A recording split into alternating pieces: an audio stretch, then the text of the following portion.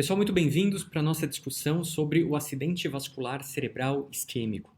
Essa é uma aula que vai ser toda ela direcionada para o manejo clínico do paciente com acidente vascular cerebral isquêmico.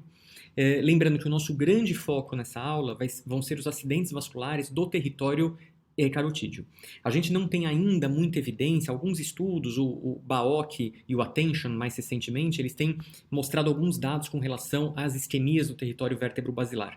Mas eu quero lembrar que as oclusões da basilar, dos territórios das artérias vertebrais, ou seja, da circulação posterior, eles ainda são um pouco controversos em relação à conduta. A gente ainda não tem muito definido, ainda é muito caso a caso, e ainda o manejo clínico com trombectomia desses territórios acabam sendo alguns atos heróicos, muitas vezes, dentro dos cenários clínicos. Agora, as grandes evidências vêm nos últimos anos, nas últimas décadas em especial, para as oclusões do território carotídeo. E é aqui que a gente vai discutir hoje em relação ao acidente vascular cerebral isquêmico. Então, a primeira coisa é que quando a gente está diante de um paciente com acidente vascular cerebral isquêmico, imediatamente na nossa cabeça vem a trombólise química. E aí a gente não deve buscar argumentos para trombolizar o paciente. A gente deve tentar encontrar argumentos para não trombolizar esse paciente. Então, assim, o porquê de não trombolizar? É imediato no nosso raciocínio que um paciente com AVC isquêmico deve ser trombolizado. E não o inverso, né? A gente tentar aí vários argumentos para ir a favor da trombólise química, como a gente vê na prática diária. Ou seja, tem que ser muito automático isso para a gente. A gente pensou em AVC isquêmico, trombólise. E se eu não for trombolizar, eu tenho que justificar muito bem o porquê que eu não fiz uma trombólise química nesses pacientes. A droga aceita, sem dúvida nenhuma, todos vocês sabem, é o RTPA, é a alteplase, essa é a droga aprovada, mas a gente já tem uma gama grande de evidência a favor da tenecteplase, ainda mostrando melhores resultados, menor risco de sangramento, ou seja, um trombolítico que provavelmente nos próximos anos venha para ficar de fato e substituir a alteplase, coisa que ainda a gente não tem autorizado. Então, para a gente lembrar aqui, o famoso polígono de Willis, né, que todos vocês já conhecem, o território vértebro-basilar, e aqui sim as controvérsias ainda são grandes em relação ao manejo clínico desses pacientes em fase aguda, e lembrar, em termos de sintomatologia, que o AVC isquêmico pode originar absolutamente qualquer sintoma neurológico. Isso depende muito do território de oclusão. Eu posso ter oclusões da cerebral anterior, oclusões da cerebral média, oclusões da coroideia anterior, oclusões de qualquer artéria da circulação posterior, resultando em algum déficit neurológico muito condizente com a correlação topográfica que essa artéria acaba suprindo. Então, dentro desse cenário, a gente não vai perder nem muito tempo. O que nós vamos discutir é que fez AVC agudo, tem sintoma neurológico em caráter agudo, desconfiou de AVC isquêmico, a gente vai fazer trombólise química desde que o sangramento tenha sido excluído. Então, é obrigatório realizar um exame de neuroimagem nesses pacientes. Clinicamente, a gente não consegue fazer a distinção entre um AVC isquêmico e um AVC hemorrágico. Então, aqui de fundamental importância para de fato prosseguir com a trombólise química, que é o nosso raciocínio, é que a gente exclua a hemorragia intracraniana. Bom, e aí eu faço até sempre uma brincadeira nessa aula, e eu digo, né, quando a gente está diante de um infarto agudo no miocárdio, você tem lá um supra de ST em duas derivações contíguas, uma dor precordial típica, um bloqueio de ramo esquerdo novo ou supostamente novo, ninguém tem muita dúvida. É trombólise, ou CAT, né, o que você tiver mais próximo ali. Se eu não tenho o CAT, eu trombolizo antes e vai para o CAT depois. Se eu tenho um CAT disponível, ele vai imediatamente. Agora, por que o AVC tem tanta dificuldade? Né? Por que no AVC, que é um fenômeno da mesma origem, né, um fenômeno de oclusão arterial, a gente resiste tanto em tentar fazer a trombólise? Muito porque há um certo medo em relação ao exame neurológico.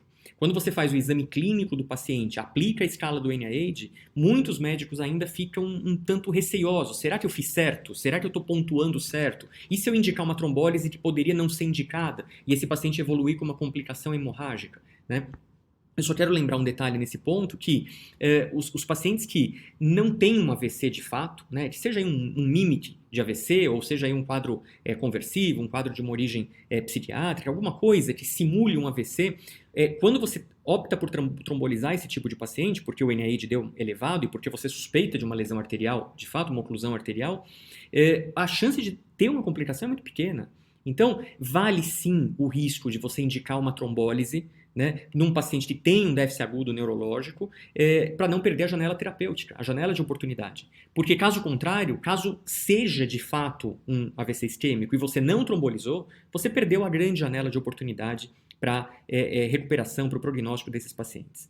Então, classicamente, a gente fala aqui de um desvio de rima, a gente fala de uma queda de braço, né? Todo mundo já ouviu falar sobre isso, uma falha enrolada, né? Seja aqui ou um quadro afásico ou um quadro disártrico, não importa, uma alteração da comunicação, né? Então, você sabe identificar, a gente sabe fazer isso. O clínico geral, o médico sabe identificar.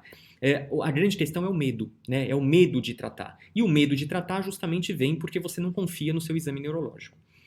Bom, diversas escalas pré-hospitalares foram propostas. A de Cincinnati é uma escala muito habitual, muito badalada, né, em que, além até da questão FAST, né, que os americanos gostam aqui, de alteração facial, da rima facial, alteração força de um hemicorpo, né, diminuição de força de um hemicorpo, alteração da fala, o time, né, que é o momento que tudo começou, para justamente entrar com esse paciente na janela de oportunidade, eles ainda sugerem acrescentar, né, que o paciente tenha uma vertigem ou uma tontura ou uma alteração do tipo uma ataxia e ainda uma alteração pupilar, né? Então, se eu acrescentar esse BI ao FAST, a gente acrescenta aqui uma sensibilidade de 14% nas escalas pré-hospitalares. Aqui só um comentário a mais para vocês terem isso na bagagem.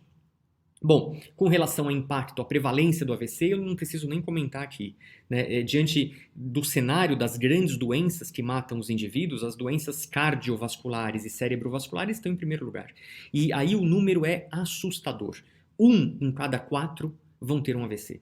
Isso é um número extremamente alarmante e eu vivo repetindo isso para os alunos de medicina, que você deve sair da faculdade conhecendo algumas doenças. Isso é de fundamental importância. Às vezes a gente sai da faculdade conhecendo detalhes de doenças muito raras em que a gente não vai ver na prática clínica. Mas sair da faculdade sabendo tratar um quadro séptico, um infarto agudo, um politrauma, um AVC, isso é de fundamental importância. Isso é a base da medicina, dada a prevalência que essas doenças cerebrovasculares acabam tendo.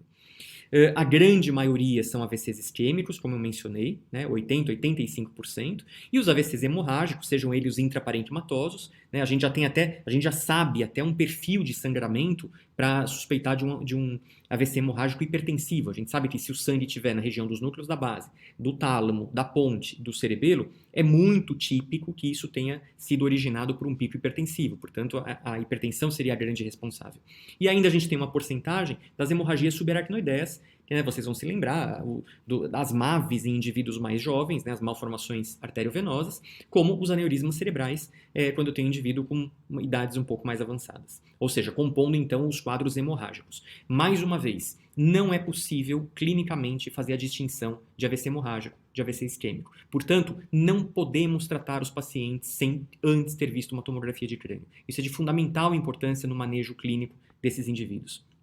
E quando a gente vai olhar para o grupo AVC isquêmico, né, a gente tem diversas causas de AVCs isquêmicos. A gente tem doenças ateroscleróticas, doenças de pequenos vasos, chamadas lacunas, as cardioembolias, né? Então o coração aí com a fibrilação atrial sendo uma das grandes responsáveis pelo cardioembolismo, os quadros criptogênicos e ainda quadros que você tem alterações sistêmicas importantes, doenças como mutações de fatores de coagulação, fator 5 de Leiden, mutação G20-210A de protrombina, hiperhomocisteinemia, enfim, situações outras que podem levar a essas condições. Cada vez mais a gente tem prevalência aumentada de AVCs em jovens. Então, lembrar que nos jovens, quando você faz uma investigação bastante completa e só sobra um forame oval patente, ele sim é o grande culpado nesses quadros de indivíduos jovens. Nos mais idosos, o forame oval patente fica com muito menos força em termos de etiologia nesses quadros mais agudos.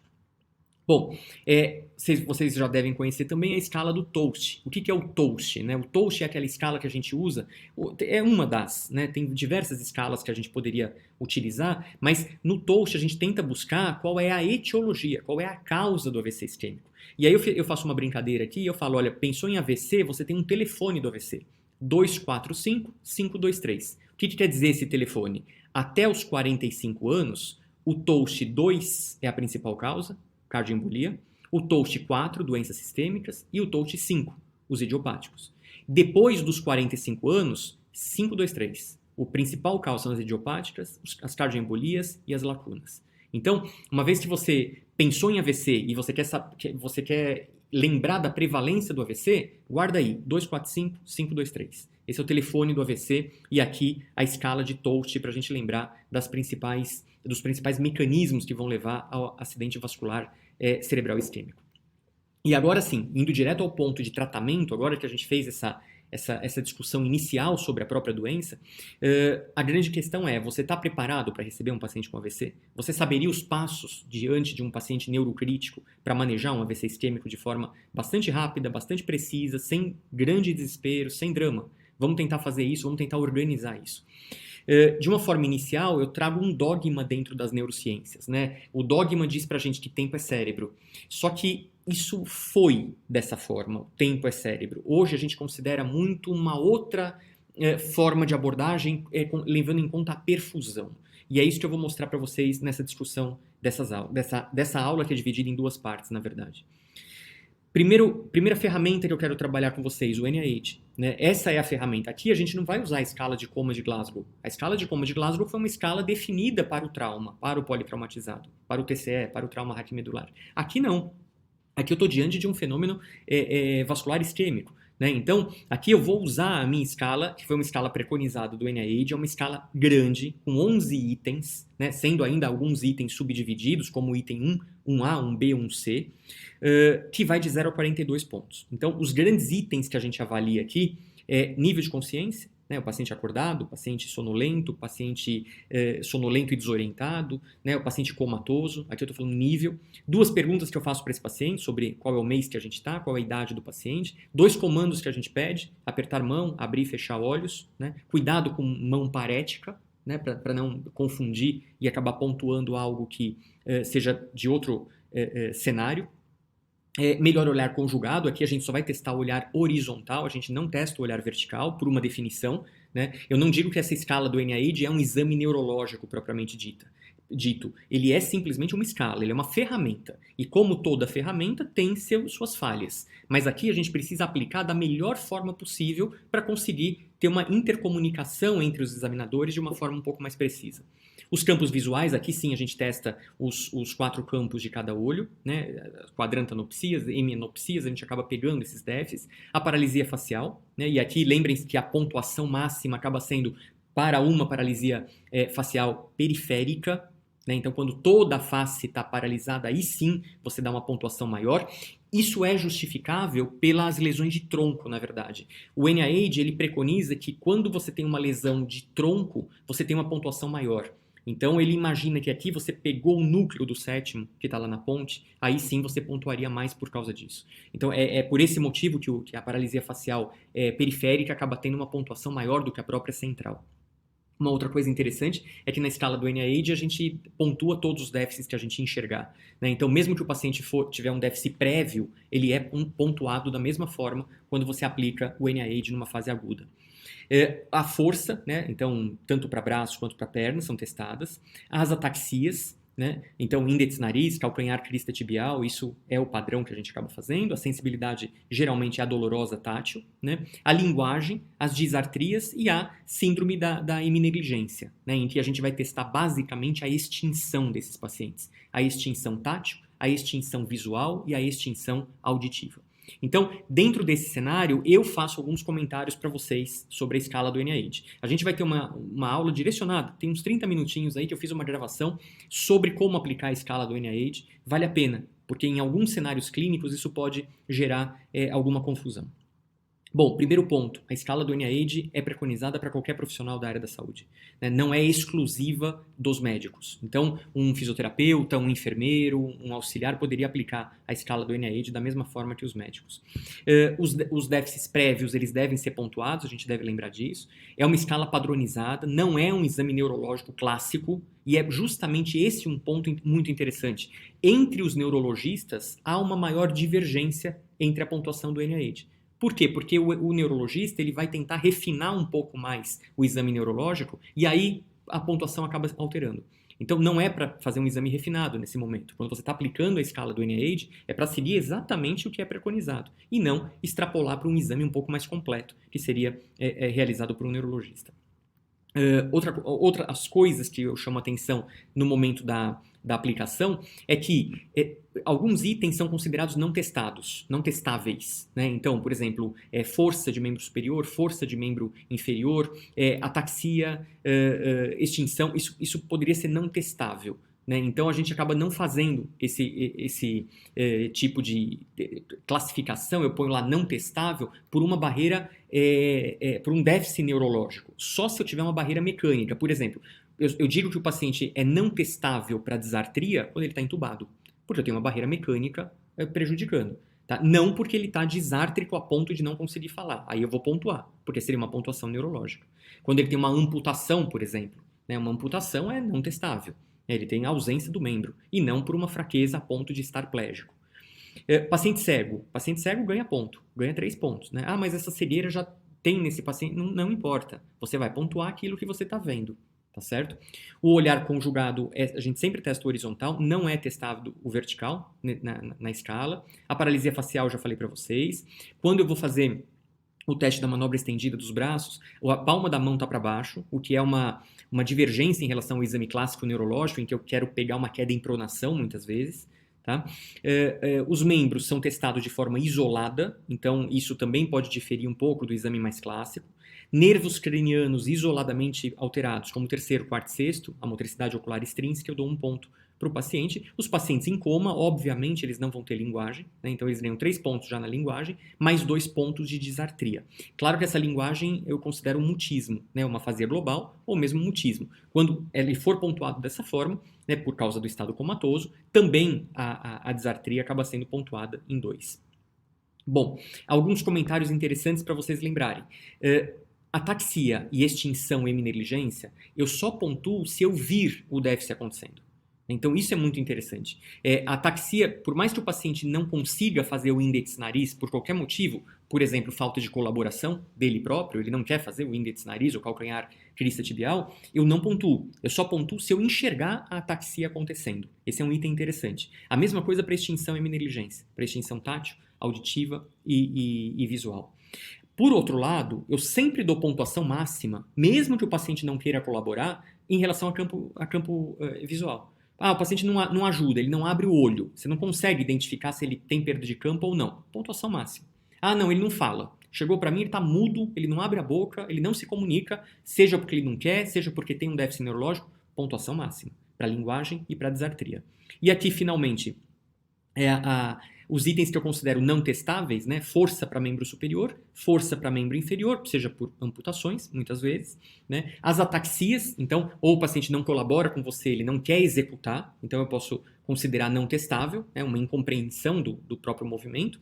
E quando eu tenho um paciente que ele não consegue falar por uma obstrução mecânica, ele está entubado. Se ele está entubado, o item disartria ele deve ser marcado como um item não testável. Muito bem, gente. Então, diante desses comentários que eu fiz, a apresentação dessa ferramenta propriamente que se chama NIH, eu quero comentar um pouco sobre as últimas diretrizes, né? E eu uso muito, eu acho que é uma padronização internacional, as diretrizes da Stroke, da American Stroke Association, em conjunto com a American Heart Association.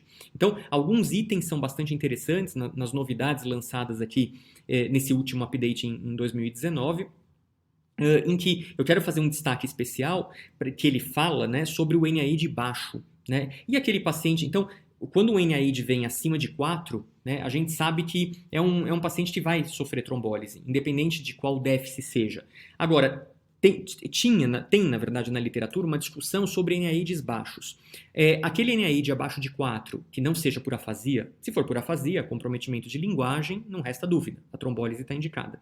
Mas você imagina uma situação de um NIH abaixo de 4 num indivíduo que precisa muito daquela função. Um médico cirurgião, um pianista, um violinista, um artista, né, que precisa utilizar o movimento fino da mão. Então, mesmo que esse NIH esteja abaixo de 4, não valeria indicar trombólise nesses casos? Esse é um caso que cada vez mais tem se discutido, né? As situações dos AVCs minor. Né? Será que não valeria realmente fazer a trombólise? Isso é uma discussão que ainda vai caso a caso, mas uma vez que você opte por não trombolizar esse tipo de paciente, você oferece para esse paciente, então um AVC minor ou um AIT, você oferece um ataque de AS e clopidogrel, 300 mg cada, 300 e 300 do AS, e depois mantém por 21 dias o AS 100 mg mais o clopidogrel 75 mg.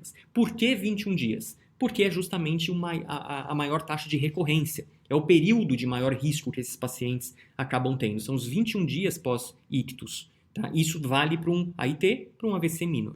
Para um AVC já considerado major, então ele está acima de 4 no NIH, esses pacientes, sem dúvida nenhuma, eles vão sofrer trombólise e ou mesmo trombectomia mecânica.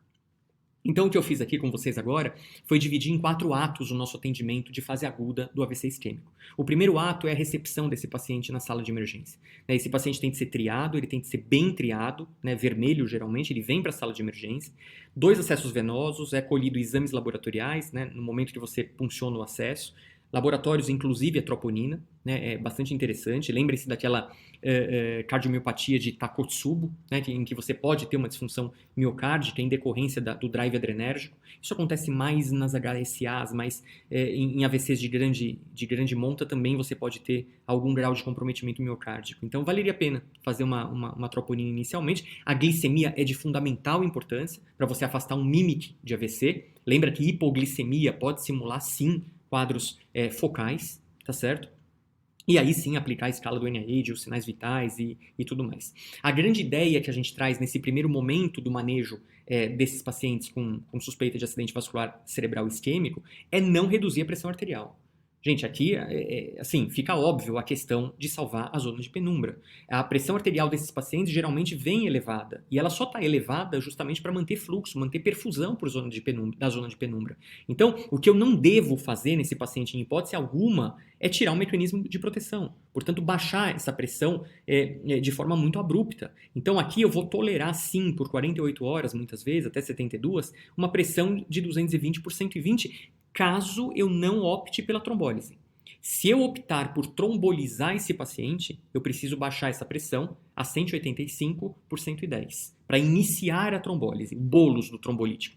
Na sequência, eu tiro 5 de cada marcador. Então, eu vou para 180 por 105. É essa a PA que eu vou manter durante toda a infusão contínua do trombolítico. Então, se eu optar por não trombolizar o paciente, a pressão vai ser tolerada até 220 por 120. Ah, passou de 220 por 120. Aí sim, o risco acaba sendo maior e eu acabo manejando essa pressão de forma cautelosa.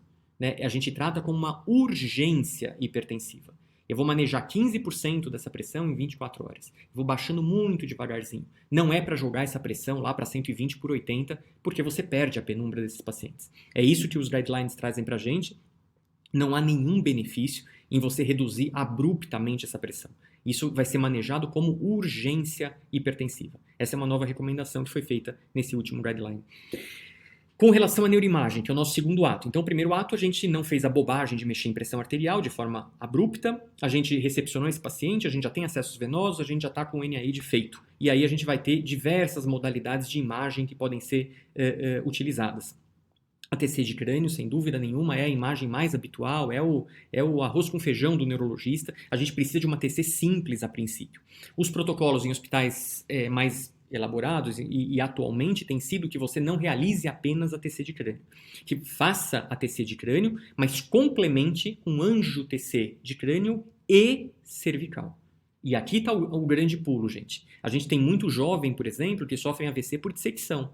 Uma dissecção de vertebral, uma dissecção carotídea, e aí eu preciso de uma imagem, claro, cervical também, para identificar qual é o ponto etiológico desse AVC isquêmico. Então, não se esqueçam, o paciente vai para a tomografia, ele sofre uma primeira tomo, realizada a primeira tomo, na sequência você injeta o contraste e acaba fazendo também a angio-TC, tanto do crânio quanto da região cervical. Ah, e se for sangramento? Já na primeira TC eu vejo que tem um AVCH, injeta contraste do mesmo jeito.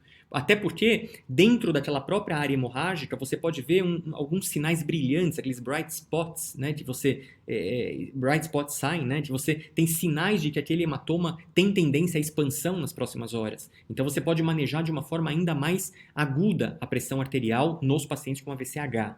Então, não teria nenhuma desvantagem fazer a injeção de contraste também no cenário de acidente vascular cerebral hemorrágico. Agora, Em alguns protocolos, a gente poderia pegar aqueles pacientes com wake-up stroke, né? Ele acordou com o déficit, e eu tenho dúvida em que momento aconteceu esse déficit, e eu poderia lançar mão da difusão e do flare. Né? Eu sei que a imagem do flare é uma imagem que demora 6 horas para aparecer uma lesão, enquanto que a difusão aparece agudamente essa lesão. Então, se eu tenho um fenômeno isquêmico com uma difusão alterada e um flare normal, é porque eu estou ainda numa janela muito, muito precoce. Eu tenho ainda 6 horas de evolução. Então, isso em protocolos reservados em alguns serviços, a gente conseguiria já no pronto-socorro com esse paciente de forma bem objetiva, né, 20 minutos de exame no máximo, não é todo o protocolo ressonância, demoraria muito, você perderia tempo, mas aí sim eu poderia fazer uma difusão e flare.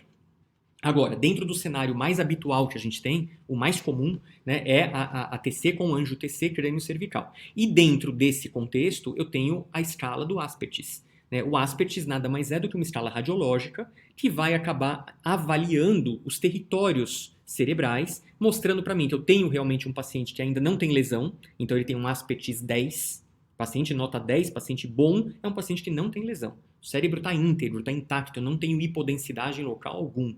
Agora, se eu já tenho hipodensidade, eu começo a descontar ponto. Então eu pego uma janela de 35 unidades Hounsfield, que é um padrão, que é esse padrão que eu estou mostrando aqui para vocês, e quando eu tenho já algumas lesões, sei lá, aqui na região M5, M4, eu desconto a nota desse paciente. Todo paciente para nós, na neurologia, é nota 10, ele é bom. Só que com duas áreas de lesão, ele vira nota 8.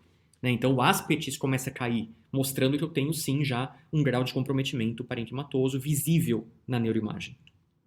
Outra coisa interessante com a neuroimagem é observar justamente o padrão de colateral. Né? Nesses padrões de colaterais, a gente acaba tendo até um prognóstico desses pacientes. Um paciente com boa rede de colateral é um paciente que a gente deve investir pesadamente, né? Porque ele tem aqui fluxos suprindo a zona de penumbra, já diferente de um score 0. Em que eu não tenho rede colateral e eu só tenho área isquêmica naquele momento. Né? A chance de transformação hemorrágica acaba sendo alta nesse tipo de paciente.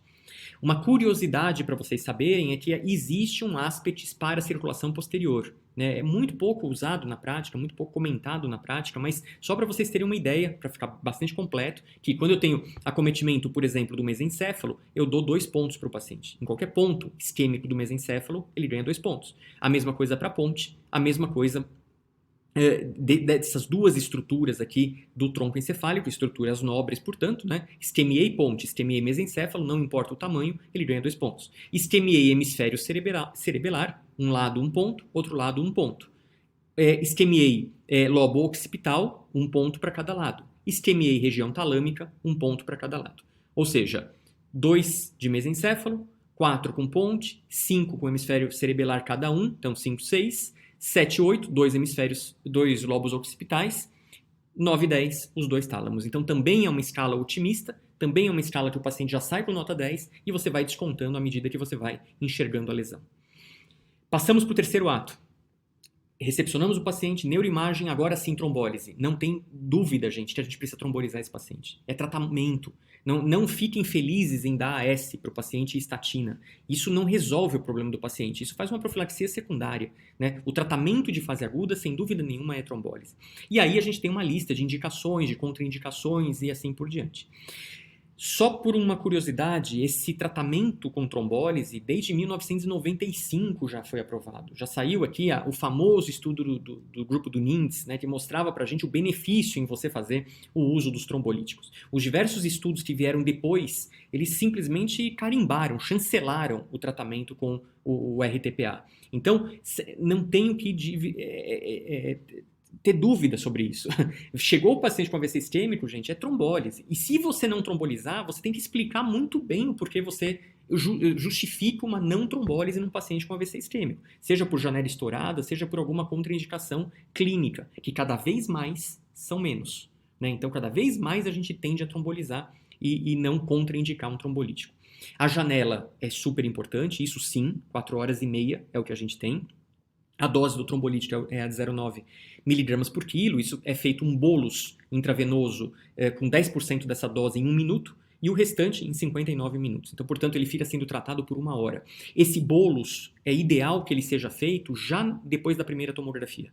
Então, a primeira tomo, que não é a contrastada, excluiu o sangramento, imediatamente eu já faço o bolus. Eu já estou com a veia peiga, eu tenho 2 acessos, eu já vou fazer o bolus num dos acessos. O outro acesso vai estar entrando contraste agora para complementar com angiotomografia, crânio e cervical. Essas são as clássicas contraindicações para você fazer um trombolítico, né? Que cada vez mais são mais fracas, vamos dizer assim. Então, AVC ou TCE nos últimos 3 meses, muito relativo. Depende do tamanho do TCE, depende se fez hematoma subdural, se não fez, se operou, se não operou, né? Mesmo um AVC muito recente, tem que ver, foi um AVC lacunarzinho que estava dando um sinal e agora veio de fato um AVC, isso não contraindica você fazer uma trombólise. HSA na TC em qualquer momento da vida também não é uma contraindicação absoluta, porque se foi por um aneurisma que foi clipado, foi embolizado, acabou, o paciente está curado, tá certo?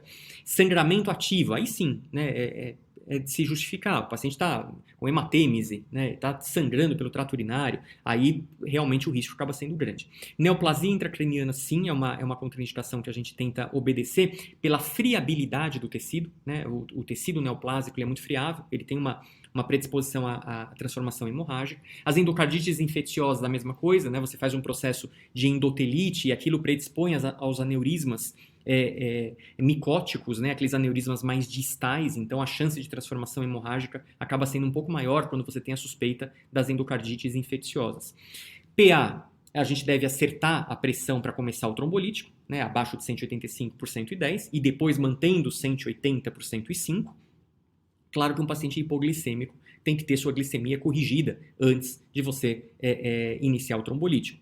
As punções arteriais também em local não pressionável, muito questionável. AVCs muito grandes, aí sim, né, área muito friável, a gente tem alguma dificuldade. E esse é o tema polêmico, né, a tal da coagulopatia.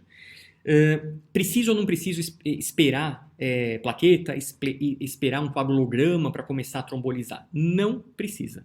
A não ser que o paciente tenha história de coagulopatia ou que esteja usando anticoagulante. Aí é meio lógico, né? Agora, um paciente que não tem nenhum problema de coagulação conhecido, não tem uso de anticoagulante, por que eu vou esperar exame, perder tempo para começar a fazer a trombólise química? Não vou. Eu vou começar a trombolizar. E é justamente isso que as diretrizes trazem para a gente. Dado a baixa prevalência de problemas de coagulação na população em geral, eu não devo esperar resultado de exame para começar a trombolizar esses pacientes. Formalmente, um TP acima de 15 segundos, um INR alargado mais de 1,7, menos de 100 mil plaquetas, uso de anticoagulante nas últimas 48 horas em que ele tem um TTPA acima de 40, isso seriam contraindicações do aspecto laboratorial para a gente não indicar a trombólise química. Primeiro reverto a coagulopatia e depois aí sim eu sigo com a trombólise química.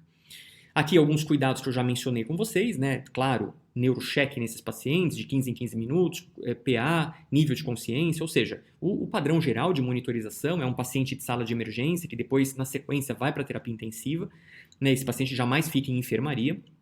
E algumas situações que podem trazer algumas dúvidas, como por exemplo, posso trombolizar um paciente que tem anemia falciforme, um paciente dialítico, um paciente que usa S mais clopidogrel, um paciente que já fez uma ressonância e tem lá menos de 10 microblitz, por exemplo, ou que tem um aneurisma menor do que 1 centímetro. Gente, olha isso, aneurisma menor do que 1 centímetro. Pode, não tratado, né? Pode ser trombolizado. Deve ser trombolizado, é seguro que ele seja trombolizado. Aneurismas maiores acabam sendo menos seguros, mas a gente deve sim lançar mão dos trombolíticos. Gravidez, uso dos anticoagulantes por mecanismo anti-10A, né, rivaroxabana, apixabana, edoxabana, poderia, aqui ainda é questionável. O que seria ideal é você ter o reversor, né, ter o anti-10A. Para você conseguir realmente trombolizar com mais segurança. Mas essas respostas, incluindo aqui uma punção licórica na última semana, essas respostas a gente não tem. Diante dessas situações, você tende a trombolizar. Tá? A tendência é sim fazer a trombólise, tá? Não perder a janela de oportunidade. Mas você não tem ainda claramente uma resposta para esses 3 tipos de situações que eu coloquei para vocês. O que a gente tem de fato é que o paciente que está sendo anticoagulado, que tem uma neoplasia intracraniana ou que se suspeite de uma endocardite infecciosa, esses teriam sim muito mais risco à transformação hemorrágica e, portanto, deveriam ser contraindicadas. Uma possibilidade de complicação do RTPA é justamente o angioedema, né? E diante dessa situação, a gente tem que parar o trombolítico e a gente tem uma espécie de uma receita de bolo para manejar esses pacientes. Então, claro, para a infusão de trombolítico, né? Eventualmente muda o antihipertensivo, né? Não use os inibidores de enzima conversora de angiotensina, metilprednisolona, difenidramina, ranitidina, ou seja, quadros muito habituais nos angioedemas, né? Nas situações alérgicas, incluindo aqui a adrenalina no vasto lateral da coxa, né? Em que você teria aí o manejo de situações um pouco mais graves por angioedema, porque podem evoluir sim com obstrução de via aérea, necessidade de intubação ou até mesmo acrico numa situação de maior emergência. Então, mesmo com esse tipo de complicação, a gente tem meio que uma receita de bolo para tentar sair dessa situação. Agora, sem dúvida nenhuma, a mais temida situação quando você está trombolizando um paciente é a hemorragia, é a transformação hemorrágica.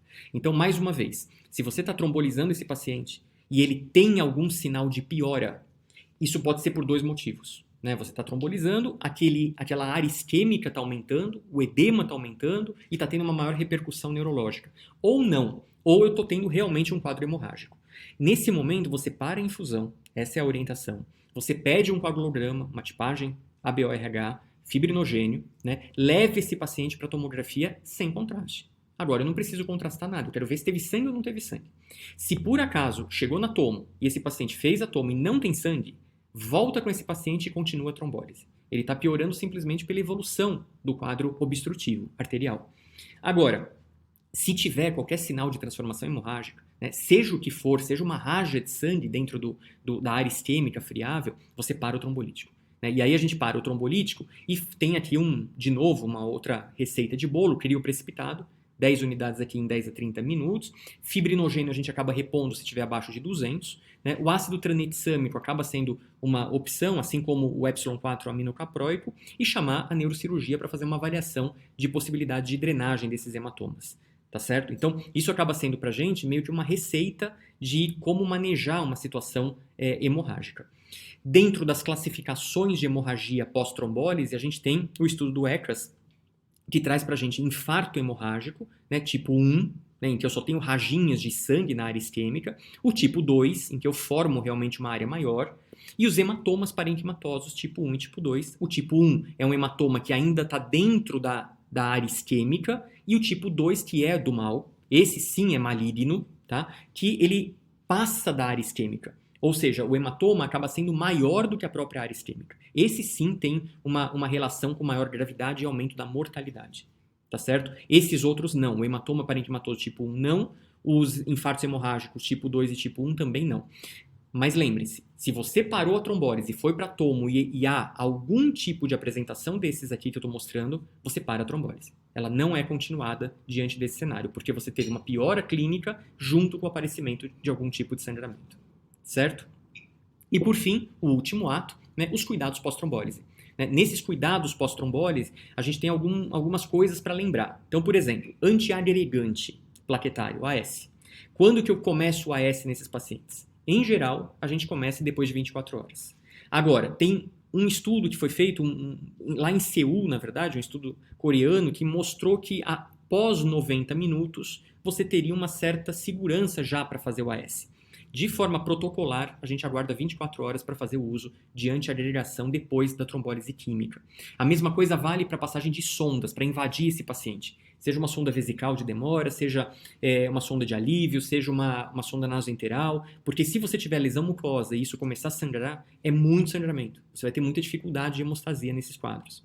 Anticoagulação profilática também depois de 24 horas. Se puder, se você tiver disponível, as meias de compressão pneumática são mais interessantes do que os próprios anticoagulantes, né, como enoxaparina, mesmo que seja profilática. Reabilitação precoce, gente. Muito importante lembrar disso. Né?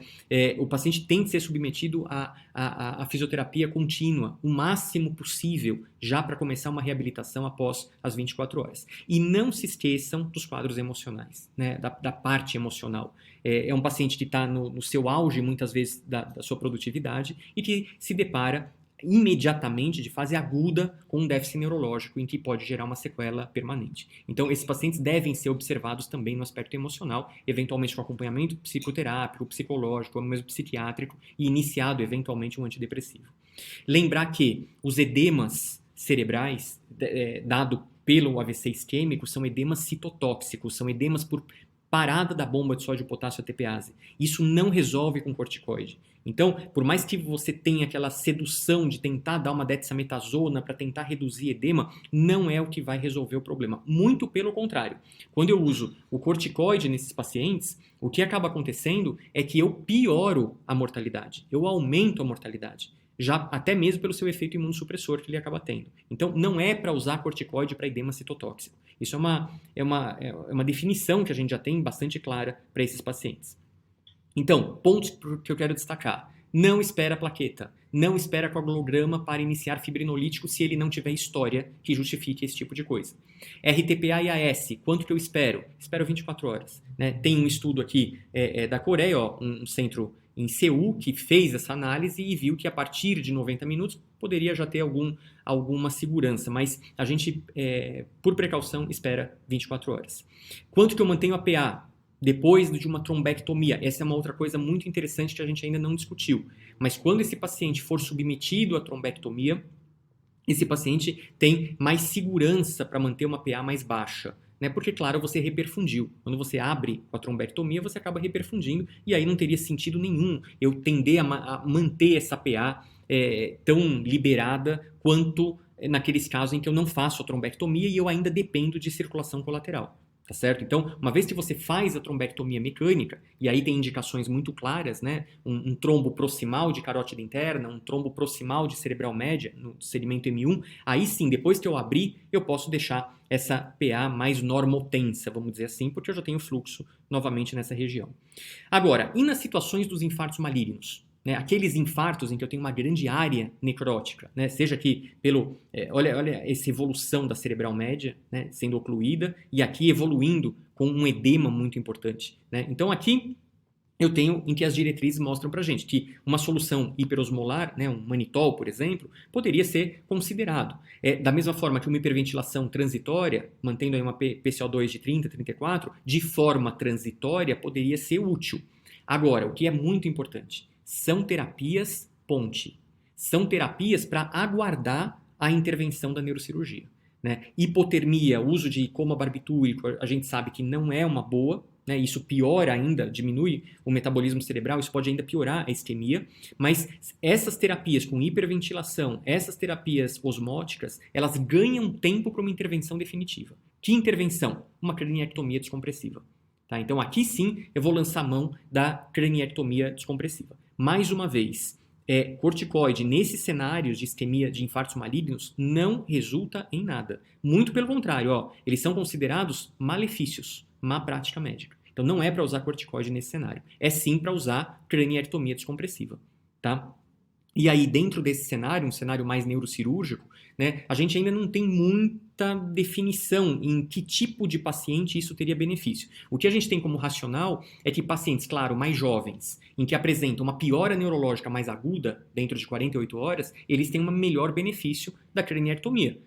Um paciente muito idoso, com muita comorbidade, que já tem aí um déficit neurológico há muito mais de 48 horas, acabou, né, gente? Já isquemiou o parênquima cerebral. Não adianta tentar descomprimir agora. Então, o racional é que essa descompressão deve ser ampla, né, com abertura de dura mater, inclusive, e precoce. Né? Geralmente, melhor ainda num paciente que tem um ranking baixo, 0, 1, um paciente funcional previamente. Né? Aí sim você teria um benefício importante. Pacientes acima de 60 anos, é para se considerar, né, a craniectomia. Mas, de novo, gente, não se prendam na questão 60 anos, porque a gente tem muita gente com 60 anos com muito comprometimento, e muitos pacientes acima de 60 anos que são muito saudáveis. Então, o ranking aqui deve ser muito bem considerado para você fazer uma indicação um pouco mais segura.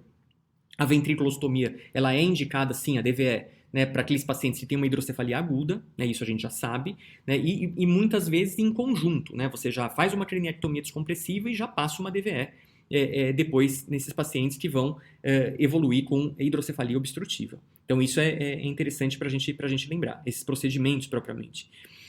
Quando eu tenho infartos da região occipital, é óbvio que eu vou fazer uma craniectomia descompressiva daquela região. Então tá aqui, né? Paciente que tem aqui um infarto importante, com compressão de tronco, né? Esses pacientes sim se beneficiam de uma DVE lá em cima e uma craniectomia descompressiva aqui embaixo, né? Bastante ampla também, com abertura dural, para você aliviar a pressão sobre o tronco encefálico. Muito bem, então dentro desse cenário a gente termina esse primeiro bloco de discussão em que a gente fala os grandes passos do manejo do paciente com AVC isquêmico. Na segunda etapa a gente vai discutir um pouquinho sobre os problemas, e eu já me adianto aqui, quais seriam os grandes problemas, né? Tudo estaria resolvido se não fosse uma janela de 4 horas e meia, portanto uma janela curta de trombólise química, e quando eu tiver o trombo obstruindo uma carótida interna e uma cerebral média, em que eu sei que nesses cenários o trombolítico, a trombólise química, tem baixa resposta. 4 a 8% de resposta de recanalização quando eu pego carótida interna e até 30%, 32% quando eu tenho uma M1 ocluída. Ou seja, diante de um paciente com uma M1 ocluída, com uma carótida interna ocluída, o tratamento aqui não é só trombólise química, é também trombectomia mecânica, que fica para a nossa próxima discussão.